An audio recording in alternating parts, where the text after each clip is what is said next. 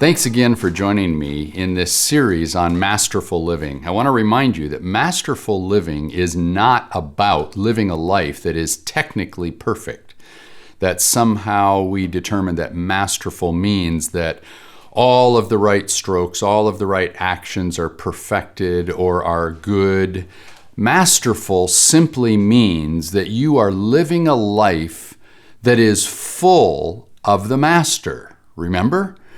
And because our Master, who is God through Jesus Christ, is holy, our lives will reflect that holiness.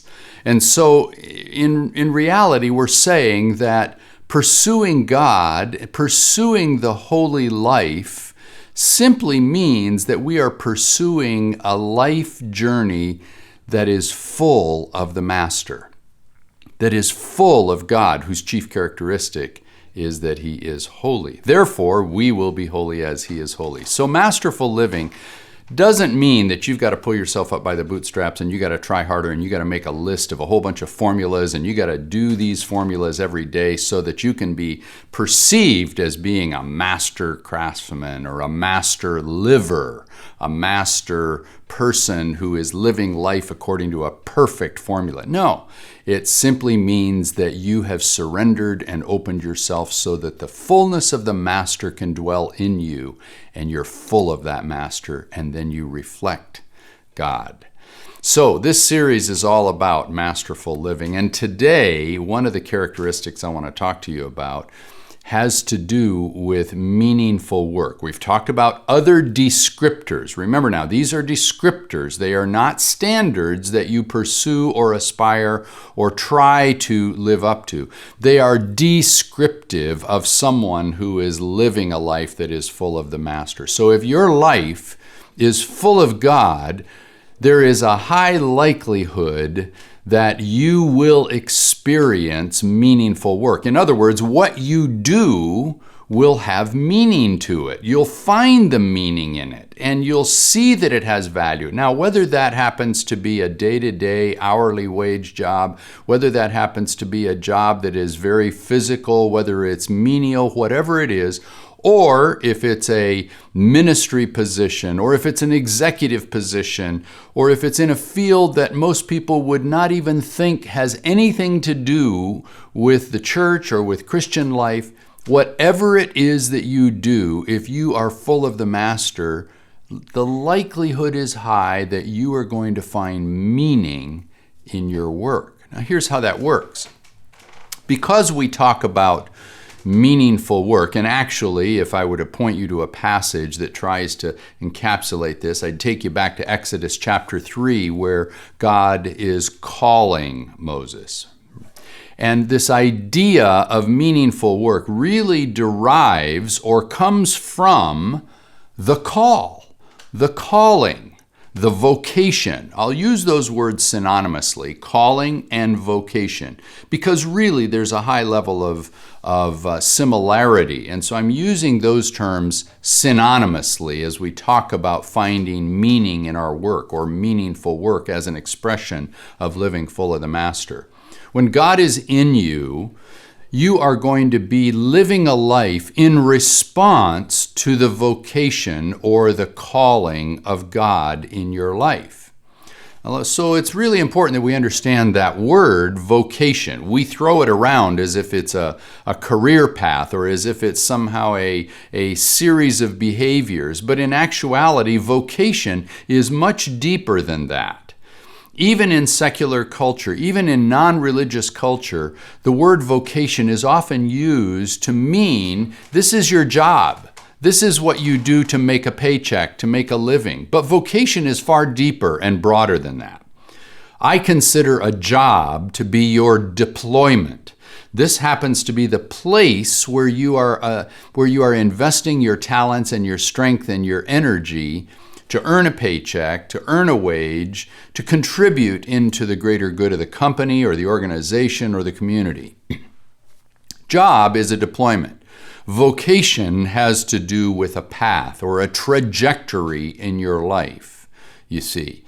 And it may be comprised of multiple deployments. You may have 5, 10, 15 jobs in your life. But generally, people have one vocation. They have one trajectory that is punctuated by multiple jobs. And when you collect those jobs along a continuum and you look back and you see how all those jobs link together with some common elements, that's what we call a career, you see. But it's all driven by the power, the intrinsic power of your vocation. So what is vocation? Well, if we take the word apart, we find that vocation actually comes from the Latin word vocare, vocatio. It has to do with the voice. The vocare has to do with vocal.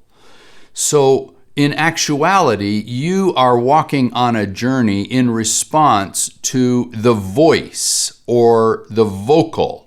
Or shall I extend that further, the vocalization. Now, when you think about a vocalization, when you think about vocal, you can't think about anything vocal. When you're listening to my voice, I am vocalizing to you. But behind every vocalization, everything that is vocal, there is a person. There's a vocalist. When you go through a music building on a university campus and you see all these practice rooms and you hear somebody behind that door vocalizing, doing the scales, you know, even though you can't see in there, you know that there's a person in there because you can hear the vocalization. And behind every vocalization, there is a vocalist. So you see, vocation is not something that is simply a job or a discipline or a field. In other words, nursing doesn't vocalize to you.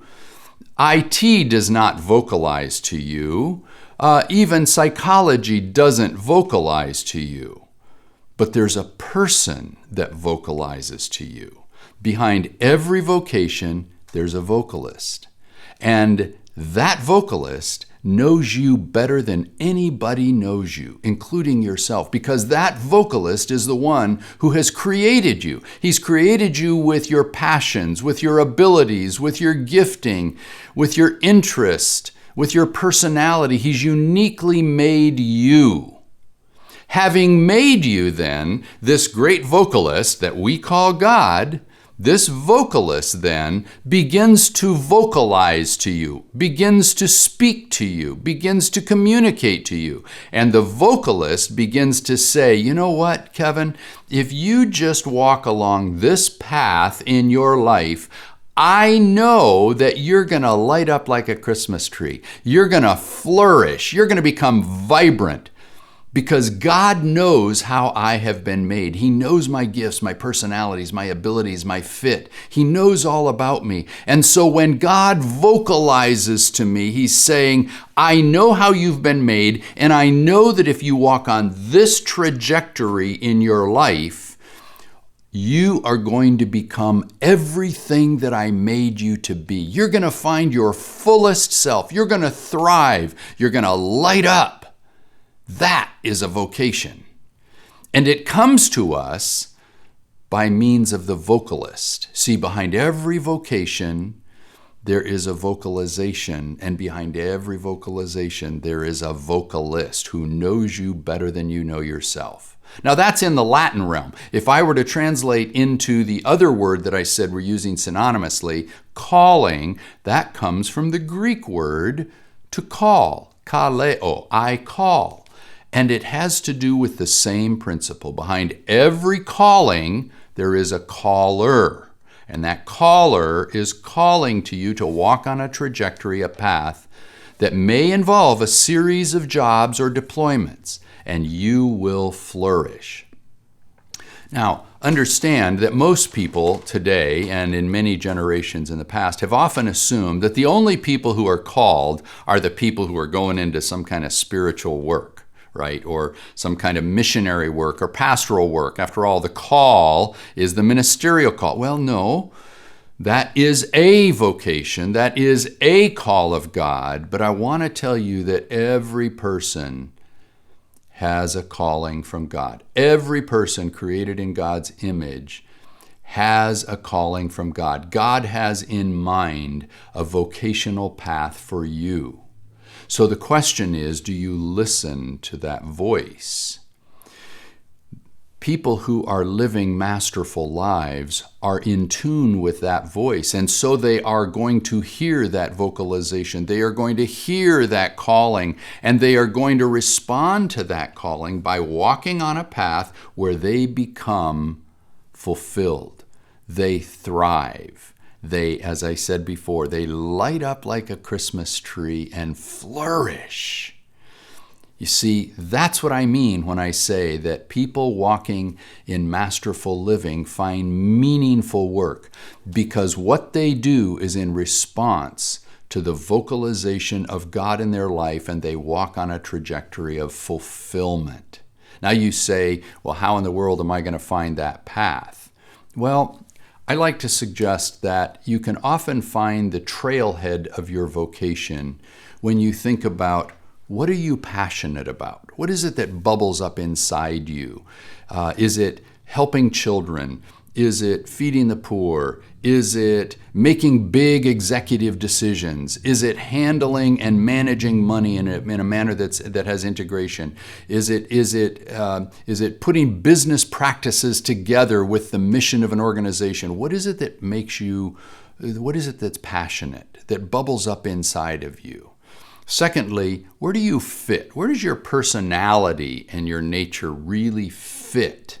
You see, fit is a really important piece, because you don't want to step into a place where you don't fit. And thirdly, what are you good at? What are you good at? What are your gifts? What are your abilities? You see, you certainly may have the passion to play professional basketball, and you may even have the personality that fits in a professional basketball team. But if you don't have the ability to do it, then chances are that's not your path. You get my point? We fit. And there is a coming together of these three things. What are you good at? What are you passionate about? Where do you fit? And generally, where those three things converge, generally that's where you can find the trailhead of your vocation. And you start moving down that path, and pretty soon it begins to compound, it begins to escalate, it begins to accelerate, and it becomes more and more refined and more focused. It's all about following the vocalization of God to you, who made you and knows you. That's where you find meaning. You don't find meaning in the result of what you do. You find meaning based upon the one who has called you to do what he's called you to do, to walk the trajectory where you're going to be fulfilled and you're going to flourish. So as I've asked you in each of these in this series, I want to ask you to do a little bit of homework. I'd like you to take some time after you're done with this, find a quiet place, find a quiet time, and think about those three things. What are you good at? What are you passionate about? Where do you fit? And see if in those moments of reflection you might not begin to find the trailhead, and you might not begin to find the voice of God calling you to a trajectory in your life where you will experience meaningful work. God bless you.